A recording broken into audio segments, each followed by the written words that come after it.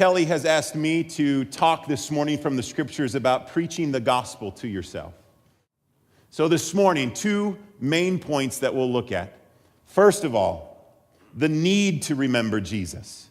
Why do we need to remember Jesus? What's so important about it? And then secondly, we'll try to get as practical as we can and think about some ways to remember Jesus.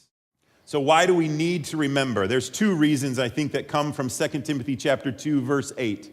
There are two reasons that we need to remember because of the present implications of the historic reality of the gospel. So in other words, the gospel was a historic reality. Calvary happened, and there are present implications from that historical reality.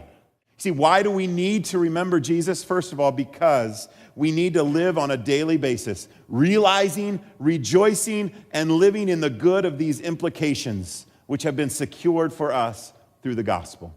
Now that we understand the need to remember Jesus, how do we do it? Here are three, hopefully, practical steps for us to take on a daily basis that would help each of us remember Jesus a little bit more often in our days. The first is this. We remember Jesus by rejecting the good person illusion.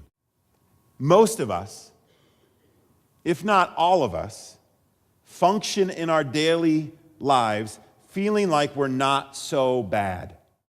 And secondly, we remember Jesus by running to him. We need to run to Jesus to find our comfort. We need to run to Jesus to find our care because he is our only true hero. No one has ever done more for you than Jesus has. And then third, we remember by rehearsing the realities. All these implications that we've talked about, all the beautiful declarative truths about who God is and what he's done in Scripture, all of those truths about him we rehearse.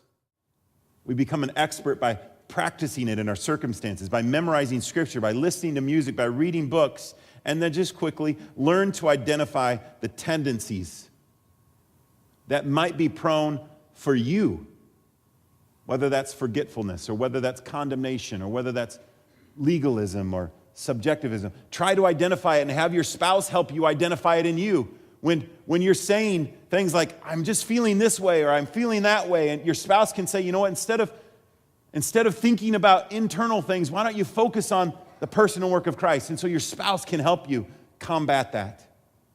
Legalism, when you find yourself just starting to somehow get in this performance trap and somehow you're thinking on this day that I've got to be better today.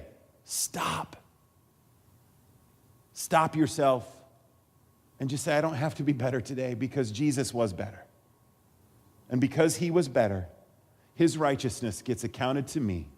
And now I can live in the good. I can rest in his work. I can rejoice in his care for me.